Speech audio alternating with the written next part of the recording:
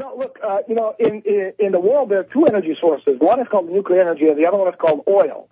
Unfortunately, the people who control the world will never let nuclear energy, which is the cheapest, the best and the longest-lasting energy, source in the entire world that can actually increase our population base from 6.7 billion to about 10 billion, because, again, the energy flux density, nuclear energy flux density, has nothing to do in terms of calories with solar energy, wind, or even oil. It's much heavier, much denser, obviously can do things which no other source of energy can do. Now, as the people who control the world can't possibly afford, as I explain in my book, to let third world countries have access to nuclear energy because it will allow them to stand up on their own feet and no longer need the funding from the International Monetary Fund and the World Bank and company. So we have only basically one energy source available, and that's oil. And unfortunately, as we're running out of oil, that's what I'm saying. There's only, unfortunately, this global warming is a big scam. It's not global warming. Actually, it's global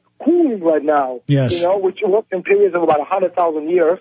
And we're actually smack in the middle of global cooling. Absolutely. Al Gore's company will tell you otherwise. So this is a form of neo-serfdom, as the Royal Commission put out with the British in 49 stated, to shut down the third world, not let them get resources to develop, and deal with eugenics. Now, Daniel, we've got limited time, and we really appreciate you joining us.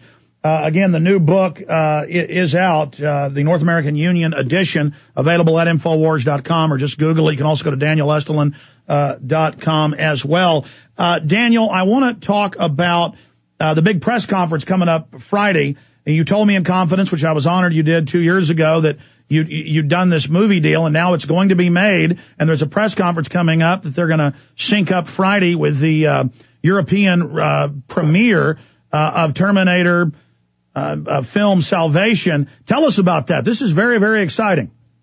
Well, the deal has been in works for the past 4 years. Obviously, working with Hollywood, even if it's an independent studio, and they are, it takes time. It's a very long and arduous process. We've been talking to them since 2005 when my book first was released in Spanish. It was done through my former agent in Sweden. And this Friday we have a press conference announcing during the European premiere of Terminator Salvation that their next big movie is going to be, a project is going to be based on a true story of the Bilderberg Group. It's not going to be a documentary. It's going to be a full motion picture. Absolutely. That is so exciting. And is this going to be a thriller? I mean, can you give us any window? Is it along the line? At this point, usually the way it works is they're probably going to commission 4 or 5 directors to write a mini script, and based on each individual vision that the directors will have, and based on which one they like most, is that the one they're going to probably go with. It's obviously going to be a money making proposition. The budget for it is, I can't really say at this point in time, but it's a very, very big budget, dwarfing most budgets for most action adventure films. But anyway, the idea is that these people are on the right track. Terminator Salvation is probably going to be the highest grossing film of this year, if not one, definitely number 2. And the video game version is already doing very, very well. So obviously, these people are going to have enough money to finance the project themselves, which is what we're actually very concerned with initially, and now we're very, very pleased. Absolutely. The toys alone, the toys alone are going to finance the next. You got the toys, you got the TV show spinoffs. You've got PG-13, but they certainly made the Terminator Salvation PG-13, and they can do the same for this film. That means that Burger King and company are going to have Daniel Estulin action figures. So actually, this is the main hero is going to be you. Well, it's going to be me. It's going to be based on someone like me. It's beyond the duplicity and the lies and the obfuscations and the deceit of the people behind the curtain. It's also a very human story of a person, me in this particular case, who against all odds tries to find the truth and also tries to learn about himself.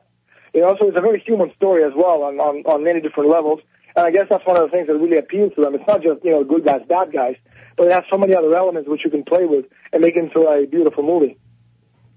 All right, Daniel, I want to get into where you've been the last few years. You've been very busy. I've always reported to folks that you've been writing another book. Some people are like, where have you been the last two Bilderbergs? You made the point that if it's a Bilderberg where you can't get good photos, we did get Bernanke and a few others in Chantilly, but if it's not good to get photos, what is the point? And also, you've been writing a new book. You told me the harrowing tales of what happened when you went to Africa to cover Africon and the takeover by the globalists there. Tell us about your new, and by the way, I'm going to skip this network break for this is a network break coming up. We're skipping it, everybody. That's the network and stations. Tell us about what you've been working on the last few years, Daniel. Well, again, as I just said, there's been a lot of talk because I get emails from people who send me links, to chats and forums all over the world. People asking where I was. It's really, I didn't understand why everybody's so concerned about where I am or what it is that I'm doing. But the point is that I haven't gone to Bilderberg over the last couple of years. There have been comments from certain individuals saying that I made so much money for my book, I no longer am interested. No, the reason I haven't gone this year or last year is because, this year's Bilderberg conference was held in the same hotel that I covered way back my first Bilderberg conference in 1993. And I know the place. And last year, Chantilly, I know it very well, too, because I was there in 2002. There's absolutely no way to get anywhere near a hotel to take good photographs, and just to go there to be harassed by people. I don't need to do that because, again, I get information sitting in the living room of my house, as I've done this, this particular year as well, scooping the whole world on the Bilderberger pre-meeting agenda and, what these people have talked about. So that's the reason I haven't gone, not because I stopped doing it, because simply I've made too much money and I'm too wealthy right now. And as far as it's absolutely true, I haven't done any interviews in the past year, or hardly any, simply because I've been working on my new book. Now, anyone who has written a book, all right, knows that it's not the same writing a comment on a chat forum that it is writing a book, which, No, it's very hard. I'm writing a book right now and pulling my hair out. It was supposed to be done a year ago.